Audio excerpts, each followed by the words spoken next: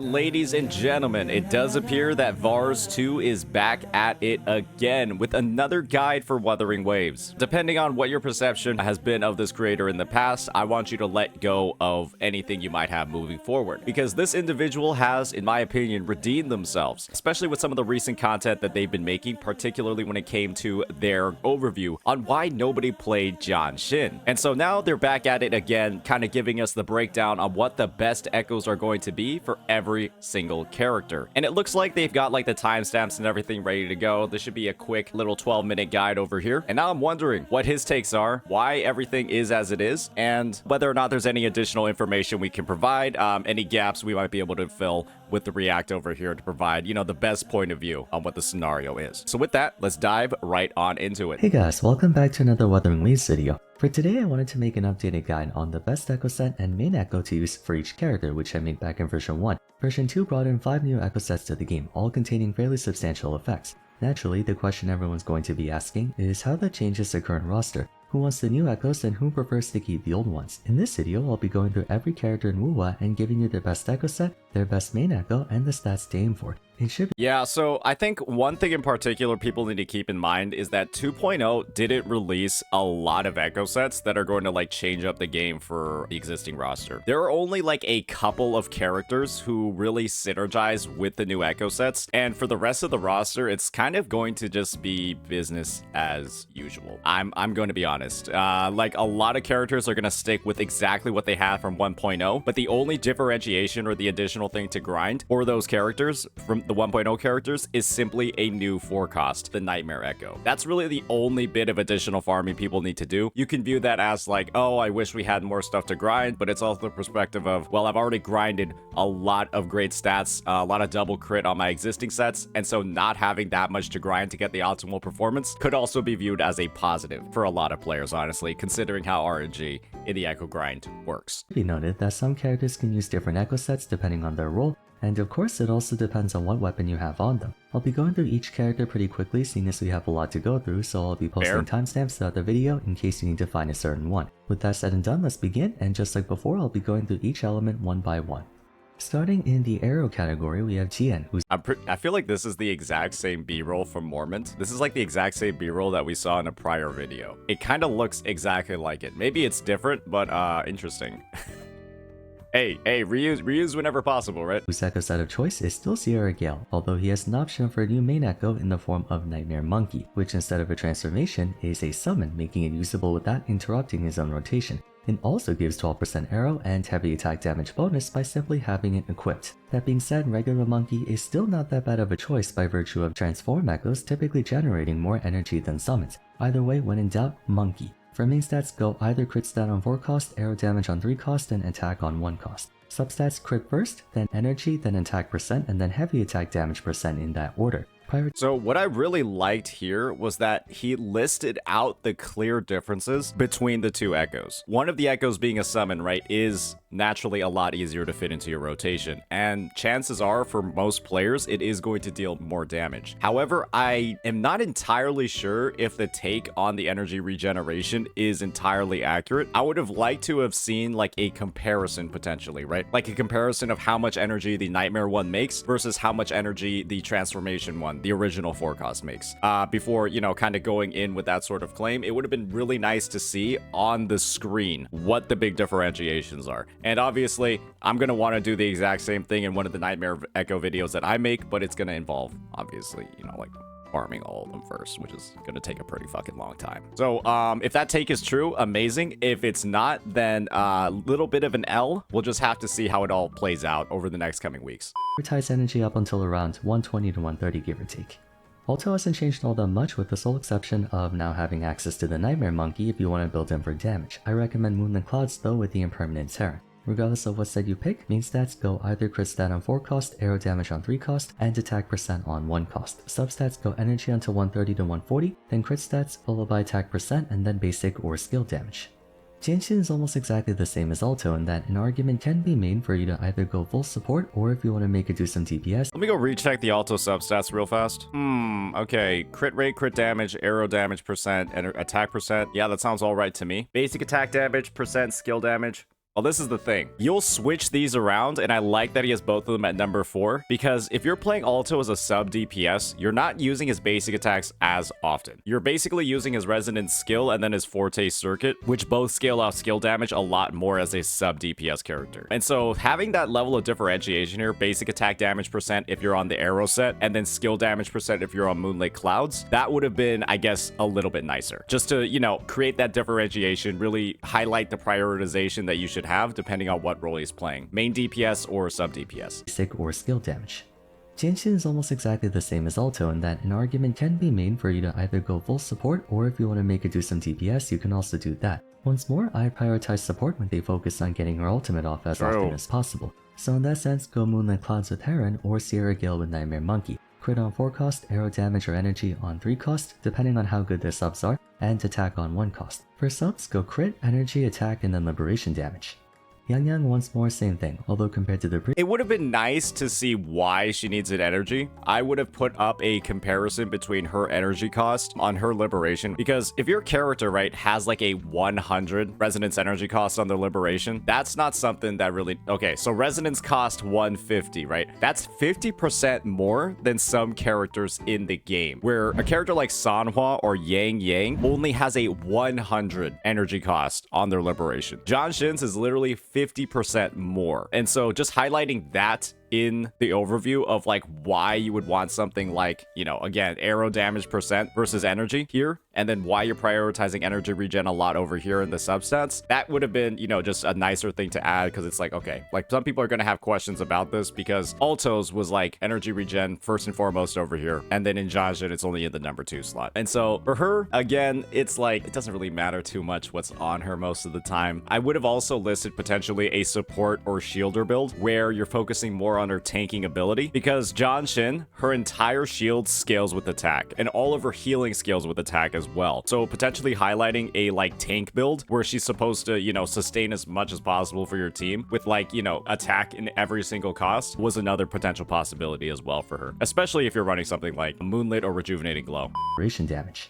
Yang Yang once more, same thing, although compared to the previous two, I would say stick to Moonlit Clouds at all times. Good. In that case, Heron for main echo of course, and then for main stats go crit, arrow, and attack for 4, 3, and 1 cost respectively. Okay, this is where it gets a little interesting here. Yang Yang, like I mentioned before on the Jianxin part, right? Her resonance energy cost on her liberation is only 100. That's almost non-existent. If you have like static mist on her, you need like maybe 1 ER sub, maybe even 0, and you'll just have her liberation every single rotation. So I think having it in the 2 slot over here, not super necessary, but Moonlit is 100% the right way to go for her. Echo subs, crit, energy, attack percent, and then friggin' whatever else you feel like. Don't expect Yang Yang to really do any DPS. Whoa, whoa, whoa, whoa, whoa, whoa, hold up. With Emerald of Genesis, she actually does do quite a bit of damage if you have a good ratio on her. I am blessed enough to have like a like 60% crit rate, like 270, 260 something percent crit damage, Yang Yang, and she actually outputs quite a bit in the sub DPS role, right? Obviously, you don't want to play her as a main DPS ever, but she does do quite a bit. It's not something that's like, you know, like a non-factor in the rotations, especially when you play her with a hyper carry like Zhang Liao, where you can actively quick swamp inside of the rotation and not lose any buffs because of how her outro buff, right, isn't lost on swap. Alright, moving on into the Electro category, we have Zhang Liao first. As a long rotation attacker, you were able to go either Void Thunder or Lingering Tunes depending on how good your stats are. He's highlighted it, ladies and gentlemen. He's highlighted the power of Void Thunder versus Lingering Tunes on Zhang Liao. Ladies and gentlemen, he is learning. This is what I love to see. But following the new echoes, Void Thunder is noticeably better. Go for the new Nightmare Thundering Memphis. Still transformation, but the passive bonuses are great to keep. Main stats go crit, electro, and attack for 4, 3, and 1, and... So one thing that's really important to keep in mind is that Zhang Liao has some of the tightest rotation times in the game once he intros in. And so the Nightmare Echo not requiring its use to gain the full buffs is fantastic. And the fact that it can simply be used at the end of your rotation for additional damage is even better on Zhang Liao. So I think that was unfortunately a point that he did miss in here, in that Zhang Liao, again, really does not like using or having to queue up his buffs because of how tight his rotation times are, especially given how outro buffs work, the duration on it, things like Shorekeeper's Liberation as well. It can be very easy for your buffs to fall off if you're casting your Echo skill at the start of your rotation before he uses his Liberation. For subs, pick up crit, attack percent, and then liberation damage or flat attack. Flat attack is a lot better than skill damage percent, and so I would have put skill damage percent as number 5 here. Flat attack is a lot better than it. I actually don't really need to spec energy on this guy. Okay, Yinlin. She got buffed a decent amount, mostly because of the new Empyrean Anthem set. The Empyrean Anthem set gives a ton of damage on coordinated attacks and buffs the active character's attack, making Yinlin probably the best sub DPS in the game. I'm out, Vars. I understand that the set buffed her damage quite a bit, but what about Jeja, who also does coordinated attacks? I don't think we could go in and just say that she's the best, especially when Jeja probably equally is buffed by the existence of the new set. I think it's a little bit hasty to be saying something like this. I'm going to be honest. Empyrean go Hecate or Nightmare Tempest Memphis, either will do. Main stats go crit, electro, and attack for 4, 3, and 1, and for substats go crit, energy until 120, 130, then attack percent and skill damage in that order. I would put liberation damage as number 5. Why not put liberation damage on here? Yinlin, you know, she casts it every single rotation. If we're prioritizing ER this much to, you know, cast her liberation, I would put it as number 5 over here, because we're specking ER for a reason, right? To cast her liberation more. Let's account for that in some of the subs. Otherwise, looks good. Cucumber's best set is still gonna be Cucumber. This fucking hey, good one. Calculator is still the OG. It's still the best though. Void Thunder. And one other thing is, I really wish Vars had expanded more on here for Empyrean Anthem versus Moonlit Clouds. Guys, Empyrean Anthem is only good if your sub DPS is really well invested in, because I don't think he went... Okay, he shows the set here on the screen, but guys, look at the 5-piece effect. It increases the Resonator's coordinated attack damage by 80%. For this to have any effect, there needs to be an insane amount of stat investment in the first place. And so that means like a signature weapon, all of these other things, really great subs for this 80% increase to do anything. And so if you don't have a lot of investment in your Yinlin or a lot of investment in your Jeja, where they're at like 70-80% crit rate and like 270 plus crit damage, you're not going to be doing that much with this bonus. And that's when Moonlit Clouds is a better option, when you don't have a high level of investment on a character like this, because Moonlit Clouds is going to transfer more of the buffing power or just simply the strength of the Sonata set into your main DPS. And so this is like a premium option for if you're investing a lot in your Yinlin, versus Moonlit Clouds is a much more budget-friendly option that transfers more of like the team's damage to your main DPS. So like the Zhang Liao in this situation, or the Carlotta or the Jinxie in the Jeja situation. Hecate and the Thundering Memphis also don't provide a buff to the incoming Resonator like the Moonlit Clouds Heron does. Heron gives a 12% damage bonus to the incoming Resonator after the attack lands. These two don't give any buffs at all. So keep that in mind. If you want like the hobo budget-friendly set, use Moonlit. If you are heavily investing in your Yinlin or Jeja, use Empyrean Anthem. And I think it would have been helpful to have that differentiation in here, or at least mention it, because there might be some players who get quote-unquote baited into putting Empyrean Anthem on their Yinlin, and then she has like shit stats or a shit weapon, and the team's damage actually decreases, right? So just keep that in mind. Cucumber's best set is still gonna be Void Thunder, but thankfully the new Nightmare Thundering Memphis is a nice upgrade for him. For main stat, go for crit, electro, and attack. It's the same exact thing as Zhang Liao. Go for crit, energy until about 130, and then attack. It's just the same exact thing as Zhang Liao. Nothing too crazy to talk about here. Nothing particularly changed about Calciferol apart from his new main Echo, which is indeed a benefit to his damage, as you don't even need to use it to get the stats. Lumi just came out, but she still got a few adjustments. Void Thunder for Echo set, and you can use either Nightmare Memphis as your main Echo. Same rule of thumb for main stats: crit, electro, and attack on 4, 3, 1, and substats go for crit, energy until 50 to 60, her requirements are a bit steeper, and then attack percent and basic attack damage. I don't even think 160% ER is possible with 5 Echo slots and no 3 costs. I'm not even sure how you can get 160% when the roll is like 10% per piece and you have 5 pieces. So this sounds almost crazy to me, where you need ER on every single piece. Obviously, I'm not going to pretend I'm an expert on Lumi. I'm not even trying to build a character, but he recommended Void Thunder. So if you're getting 150, 160 on Void Thunder, I have no clue how that's happening. Probably weapon. I mean, unless you're giving her like the fucking standard 4-cost weapon. This seems a little bit odd to me. I feel like the 150, 160, I'm not going to say I'm an expert here again on Lumi because I don't play her, but this seems like almost a little bit too much. Energy until 50 to 60, her requirements are a bit steeper, like, and then attack percent and basic attack a little bit steeper. This is a 10% ER roll on every piece on the lower end. I think that's quite a bit steeper, actually. Yuanwu. Honestly, this guy's just so weird. Given that he does coordinated attacks, I would recommend Hecate main echo with the Empyrean set, and then just the usual main and substats, only switch out attack for defense. Yanwu's coordinated attacks almost don't do any damage at all. It's potentially some of the fakest damage in the game. I'm not sure if you guys have ever seen the actual damage contribution of Yanwu when he's slotted on any set in particular, but he does almost nothing. And so that's why people typically just run Rejuvenating Glow on him and the Originite Gauntlet, because the low base attack on the Originite Gauntlet doesn't really matter. But this guy he's just a little bit goofy as a character. So I'm not really even sure if you would want to spec him on coordinated attack damage, because they don't do anything. Even if he's fully built, they really don't do that much. And I'm happy to be proven wrong, but I've never seen him contribute much in a team. Ever. I don't know, I feel like people called him garbage, and then called him amazing when Jinxi came out, and then called him garbage again like a patch later. True. Hopefully with the new Echo set, he's a bit better, but the problem is that his follow-up attacks were never known for damage, just frequency. Anyway, let's move on.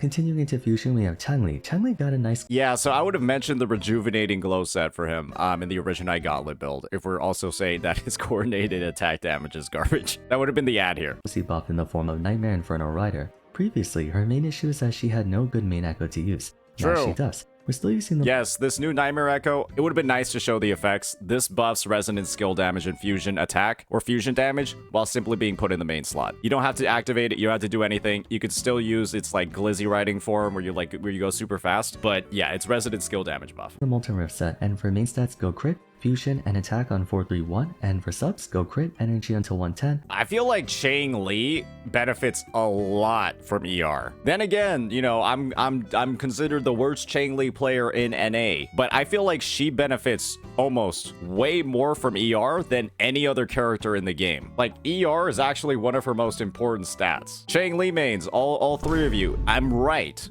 ER on Chang Li is amazing. Yeah, you just get more liberations, and her liberation immediately goes into a forte attack. And so it's not even that Chang Li has an ER target, it's that the more ER you have, the better on the character. Like, you should always be striving for as much ER as possible. That's my opinion on Chang Li, at least. Because she can literally just drop it whenever in her rotation, and the more often you have it, especially because it's not like she benefits from any buffs, 110 does sound a little bit low. Yeah, Forte ult Forte is like all of her damage. 120 if you want to be safe, and then attack and skill bonus in that order. Now this is a real follow-up attacker. Mortavi can use either Moonlit or Empyrean depending on if you want more buffs or more personal damage. Either works. Go for Heron with Moonlit and Hecate with him. This is a great analysis. I'm not sure why he didn't put this for Yinlin. This is a more complete analysis of the sub DPS role that Yinlin plays. He should have just put this for Yinlin as well. Regardless of what set you choose, crit, fusion, and attack on 431, and for subs, go for crit, energy until 120, attack and liberation damage. Encore is not changed at all from day 1. You still want to go Molten Rift, of course, and then regular Inferno Ride. Nah. Encore does a lot of resonant skill damage. I would highly recommend everybody give her a try on the new Nightmare Echo set, because Encore uses her resonant skill like a lot in her rotations. Especially when she does her liberation, you're casting that shit on cooldown. Or like the second it comes off cooldown, you're casting it because the cooldown synergizes perfectly with her basic attack chain. Definitely something to keep in mind, especially when you don't have to weave that slow-ass transformation into your rotations. The same argument as GN, where the energy from regular Inferno Rider can come in handy, and compared to Nightmare Inferno Rider, who gives skill damage, regular Inferno gives basic attack. For main stats, crit, fusion, and attack on 431, and for subs, go crit, energy until 120, attack, and then basic damage. Chisha, on the other hand, wants to use the Nightmare Inferno Rider for the free stats, and likewise go Molten Rift. Stick to crit, fusion, and attack on 431 for main, and subs go crit, energy onto 140, and then attack and skill or liberation. 140 ER is a little nuts, I'm going to be honest. Especially if you're trying to build her with as much crit rate and damage as possible, that's an ER sub on 4 out of 5 of your pieces. But maybe you do actually need that, but holy shit, that's a little bit insane. This character looks like she's an absolute nightmare to build. That's a fuck ton. 140 ER while also balancing crit rate and damage? Oh, a good thing I don't play this character. Just prioritize crit, energy, and attack for the most part. Glacio time, and with Glacio comes the new lady Carlotta. I know I made a Carlotta video like a day ago, but in case you need a reminder, Carlotta's gonna make use of the Frosty Resolve Echo set with the Sentry Construct as her echo of choice. Go for crit, Glacio, or attack, and then attack on 4-3-1 respectively. Is it truly 110 if no Jeja? Is 110 truly enough to use her liberation every rotation without Jeja? I feel like you need like 125 plus. Because I was running her with Tao Chi, and I sometimes didn't get it without like playing properly. So 110 without Jeja, I feel like that's like not correct. I'm going to be honest. Based off of my testing that I've done with her, I feel like 120 to 125 is what you need. And that's if you're using the Sentry. 120 to 130 sounds a little bit more correct to me. Obviously, if you're using Yang Yang, Yang Yang gives more energy than Jeja, guys. So it's like Yang Yang is not a part of the conversation here. This is really only if you're using her with Tao Chi. And I think you need like 125. Guys, not with Jeja. This is basically just the Tao Chi team. Because Yang Yang is like her only other option, and Yang Yang gives more energy than Jeja. And if Jeja's fine with the 15 energy that she grants, obviously Yang Yang is going to be fine too. I think it's 120. I think 110 is going to be a little bit low if you're using her with Tao Chi. 3 cost, it depends on if you have your signature weapon or not. When in doubt, just go Glacio damage on 3. Subs go crit, attack, and skill damage. But Vars, 1 attack 3 cost is actually better than double Glacio. Especially on a character like this, and especially on the new set that people are farming right now, let's use some more resources here when we're suggesting the 3 cost. Because 1 Glacio, 1 attack, and the 3 cost is actually optimal. Even if it's only by like 0.5%, it's also technically easier to farm that too. Because now you have 2 potential options to choose from instead of just double Glacio. So definitely a bit of a bigger miss here, especially because this is releasing, you know, after the patch as well. If you have Jeja, you basically need 0 energy on Carlotta, but if you don't have Jeja, then get energy to 110. Speaking of Jeja, make use of the new Echo set Empyrean Anthem with Hecate as your main Echo. You can still go Moonlit Clouds if you want, especially if you already have a good set on her, but I would advise making the push. I agree with making the push as well, because the new set does soup up her damage like crazy. But again, if we're gonna do this for Jeja, why didn't we do it for Yinlin? Why didn't we recommend Moonlit for Yinlin? For main stat, go crit, Glacio, and attack on 4-3-1, and for subs, go energy until 130-ish. And this is another miss, Vars. You're forgetting the attack 3 cost on the new set. Guys, if you're getting an 80% damage boost, that makes an attack 3 cost a lot better. This is an 80% boost to the damage. This is like basically having, again, on your coordinated attacks, an 80% damage boost. And so that makes an attack 3 cost much better. Sometimes even 2 attacks is viable as well. If you're using the new coordinated attack set, please keep in mind that an attack 3 cost is, I do believe it's genuine. I'm not even gonna do the calculations. I'm just gonna say it's more optimal because you're just getting an 80% damage buff like in the rotation, and it's nuts. But the 130 ER requirement is correct. You need quite a bit of ER on Jeja to ult every single rotation. That means only 20% from subs. 2 rolls is not that bad. Maybe 2.5 if you roll low. But yeah, definitely need to bring in the attack 3 cost into here, because if people watch this and potentially they dump their attack 3 costs instead of keeping them to roll, that kind of sucks. Really need to mention the potential for attack 3 costs when you're running the coordinated attack set, because 80% damage boost means that the damage boost from here isn't nearly as impactful. Glacio and attack on 4-3-1, and for subs, go energy until 130-ish, crit, attack, and basic attack %. On Jeja specifically, energy regen takes precedence over DPS stats. For Sanhua, stick to Impermanence Heron on the Moonlit Cloud set. True. She hasn't really changed all that much. As a reminder, Echo main stats go for crit, Glacio and attack on 4-3-1 cost, and for subs go for crit, energy until 110, then attack and skill in that order. The only weapons you're using on Sanhua are Emerald of Genesis or Overture. And in that scenario, you already have 110% ER at the very least. So I would not even put energy regen on here and just tell them to use Overture or Emerald of Genesis, because genuinely, you don't need any ER in subs, because those are the only 2 weapons you're going to be using on her. Emerald of Genesis or Overture. And in that case, both of those give the ER you're going to need anyways. She doesn't really benefit from any of the new Echo sets or new Echoes. Baijiu, on the other hand, One other thing when it comes to this whole conversation on the attack 3 cost is for Jeja, the attack 3 cost is shareable. Or really, on any coordinated attacker, the attack 3 cost is going to be shareable across all of your coordinated attackers. And so running double attack in here will build 3 characters at once: Mortefi, Jeja, and Yinlin. That's like so much saved efficiency in your echo farming and your rolling and your character building if you just run double attack. And again, because you're getting 80% damage from the set, double attack becomes a lot more viable. It might be a slight DPS loss versus 1 attack and 1 elemental damage, but it's so much easier to farm. It might not be easier to farm, but it's so much more versatile across your roster. 10, then attack and skill in that order. She doesn't really benefit from any of the new echo sets or new echoes. Moonlit already gives 10%, so I'm like not even sure like what this is. Yeah, this seems like a bit of an oversight. You already get 10% energy regeneration from Moonlit, so you'll be at 110 base just from using the set. Attack and skill in that order. She doesn't really benefit from any of the new echo sets or new echoes.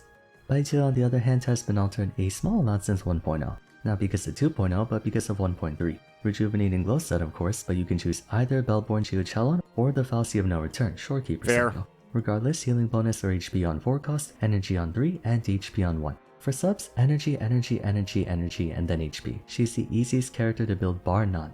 You'll Fair. almost give or take the same thing, except you can actually build some DPS on her. Rejuvenating Glow, Bellborn, or Fallacy based on preference. Main stats go for crit, Glacio, and attack on 4-3-1. Substats go for crit, as much energy as you can get your hands on, and then attack and maybe skill afterwards. No comment here.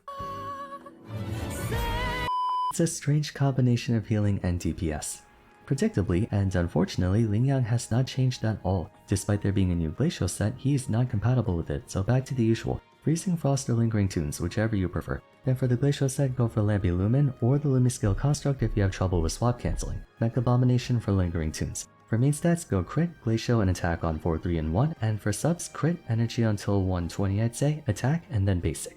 Havoc time. Okay, for Rakia, technically she's not out yet, so That's when fine. she comes out, come back to the video and check the pinned comment. I'll write down what to build on her there. You can just go into the game right now and just go to gallery, go to crossing stars, and you can see everything she already does and all of her damage types. You can see all her resonance energy costs as well. So you could have, buddy. You could have given the recommendation. It's all right here anyways. Like this part over here. For every 0.1% of Roche's crit rate over 50%, you know? That's assuming I don't forget. Someone please ping me on Discord when she comes out in case I forget. Anyway, let's move on. Camellia got some interesting stuff, not necessarily in the form of her, but in the form of her teammates. That being said, while she still makes use of Havoc Eclipse, her main echo changes to the Nightmare Crownless. True. Compared to regular Crownless giving skill damage, the Nightmare one gives you basic damage, so go for that. Main stats go crit 4 cost, Havoc, or attack. You want at least 120% on Camellia. 110 is a little bit too low. I'm going to be honest. If you're trying to liberation every rotation, 110 is definitely way too low. And this is only with her SIG. Havoc damage percent and attack percent. Cost and then attack 1 cost. It depends on how good the echo subs are and if you have a signature weapon, but low key I would say go for attack. Mostly because of the new Havoc support set. Substats go crit, energy until 110, attack, and basic attack. Dungeon can either do support or DPS. If you're going DPS, go Nightmare Crownless on the Havoc set. If you're going support, True. go for the new Midnight Veil. The reason I recommend attack on Camellia Nightmare Crownless sucks on Danjin. The reason why Nightmare Crownless kind of sucks on Danjin is that she does not really do basic attacks. I don't really know any Danjin rotation where you like use basic attacks very often. All of her damage is like resonant skill and heavy attack damage. So it's like, yeah, it's a little bit odd. I would actually say that the alt echo stuff is all way better here, Oh, yeah, especially basically- Midnight Veil. This is just honestly like a better set. Obviously not as good in solo, but yeah, Danjin mostly spams her resonant skill to get damage. Guess what the regular Crownless does? Havoc damage by 12% and resonant skill damage by 12%. So it's like, this is just better for Danjin's damage profile. Let me show you something even crazier. You wanna know how you can get the buffs from this set? You just transform and then dodge at the same time. I just got the buffs. 12% resonant skill damage, Havoc damage 67%. That's all it took for me to get the buffs. I immediately transformed and dodged and I stayed on the ground. And now I have the buff. And so yeah, no, the Nightmare Crownless sucks is not good on Danjin, even on the regular Havoc set. Just use this and then do that. That's quite literally it. because Midnight Veil gives Havoc damage to the incoming Resonator, so you're already pretty full up on Havoc damage on Camellia. Anyway, yeah, Dungeon goes Dreamless with Havoc Rover and Lorelei or Nightmare Heron with Camellia. Main stats go crit, Havoc and attack on 4-3-1, and substats go crit, attack, and energy if you want to. Doesn't matter if you go DPS or support, the main and substats are the same. Where's the resonant skill damage, bro? Told you's best set is gonna be either Moonlit Clouds or Rejuvenation with Heron and Bellborn respectively. Main stats go for crit, havoc or defense, energy or defense, and defense on 4, 3, 3, 1 respectively. It's a bit confusing. Substats go crit, energy until I would say anywhere between 40 to 50, and defense. God, this character's a mess. Havoc Rover is exactly the same. They have a personal echo, so it's only logical we keep them in place. Dreamless on main echo with the Havoc Eclipse set. Crit, havoc, and attack on main stats, and crit energy until 110ish and attack for subs. I feel like you need way more energy on Havoc Rover. I might be tripping here, but 110 seems a little bit low. Alrighty, last category Spectro. I think I'm losing my voice. Let's get through it. Jinxi is basically the same. She too has a personal echo in the form of Jue, so keep them together. Celestial Light on echo set. It's the same as 1.0 or 1.1, ladies and gentlemen. You don't farm the new Spectro set on her unless you're literally griefing. And for main stats go crit, Spectro, and attack on 431. What the fuck? Oh, come on, Vars. You know that Jinxi with her Sig, it's optimal that she runs one attack, not double Spectro. Oh, come on, man. You know better than this. This was like in release of 1.1. You had one attack, one Spectro on Camellia. On Jinxi, you know it's one attack and one Spectro as well. Or Camellia had one Havoc, one attack. Jinxi should have one attack, one Spectro. Come on, man. You know this is true, man. And Jinxi doesn't really even need her ER either, too, man. You know that she doesn't need to Liberation every rotation because she gets free Concerto energy anyways after she finishes her combo. So it's like she's actually the least ultimate reliant character in the game. And so I would put ER at the way bottom actually because it's just a nice to have, but it doesn't really impact her rotations at all because again, her Liberation does like 100k at full build and her skill does 400k in the rotation. So it's like, you know, you're prioritizing that instead of like, you know, the 100k that kind of just is like a nice cherry on top. Substats go for crit, energy until roughly around 120, 130, depends on how much time you spend on your teammates, and attack and skill damage. Verena has not changed at all. Whatever you have on her, keep on her, but assuming you're a new player just starting out, let's go through it quickly. Bellborn or Fallacy for main echo, rejuvenating glow for your set of course, and for main stats, healing bonus on 4, energy on 3, and attack on 1. I would say you can also run an attack 4 cost because her healing scales off attack anyways, but yeah, you just spam ER. Substats go energy and attack, everything else you can ignore. Shorekeeper's also the same, although you can play around a bit. Main echo is Fallacy or Bellborn. I would prioritize Fallacy. Rejuvenating glow for set. For main stats, you can either go HP, healing bonus, or... Put the requirements, bro. Oh, come on. No, Shorekeeper... Okay, Vars, I think you did get a little bit lazy here. Please just list out that it's 230% ER with the Fallacy, 240% with Bellborn. Not just like fucking, not whatever the fuck this is. 230% with the Fallacy, 240% with Bellborn. What is this? Crit damage on 4 cost, energy on 3 cost, and HP on 1 cost. Subs go energy, and you can also go crit damage and then HP. In case you're wondering why crit damage, I'll remind you that Shorekeeper has a guaranteed critical strike on her empowered intro skill, so it's free damage basically. Okay, the reasoning there is good. With your substats anyway. Last but not least, Spectro Rover. Spectro Rover's gotten arguably the biggest change of the entire cast in that they basically got an echo set made specifically for them. Eternal Radiance. How it works is that the full set provides 20 crit rate and 15 Spectro damage bonus if you have Spectro Frazzle. This is a big boost in DPS if you plan to go down that route. In which case, make your main echo the Nightmare Morning Ice, but you can always go for your typical support rover and go Impermanence Heron on Moonlit Clouds. Yeah, so Spectre Rover now has a lot of DPS capabilities, but they still have the full, you know, the sub DPS potential as well. Bellborn on Rejuvenating Glow. Whatever the situation calls for. Yep. Either way. And they also heal. Spectral Rover is like, kinda does everything now. Crit stats, Spectral and attack on 431 for main stats. Crit, maybe 110 energy, I would recommend it even with S4. Attack, skill, and liberation for subs. Alrighty, that wraps up every single character. A lot of material to go through, I'm sorry for rushing through it, but hopefully the word vomit on screen should be enough for you to just take a look at. You're welcome to ask any questions in the comments down below or even share your secret builds for any character if you feel like it. Obviously, as more characters and echoes come out, I'll have to update this again, but it should be good for quite some time.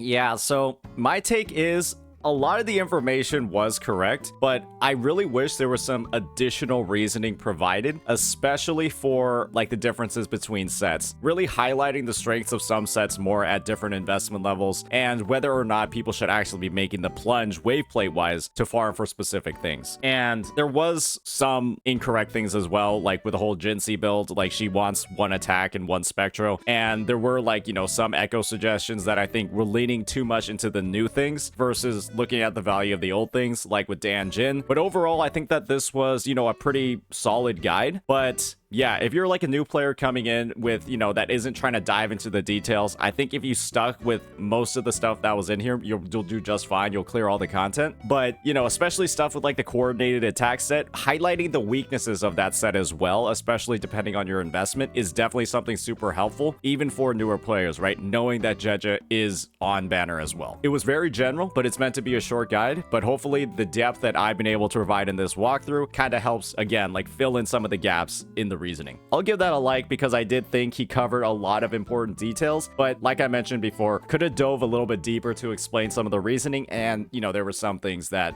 I think were objectively a little incorrect. Let me know what you all think of the additional information I provided. Hopefully, I gave a more complete perspective, just diving into a couple more of the details. And yeah, peace out.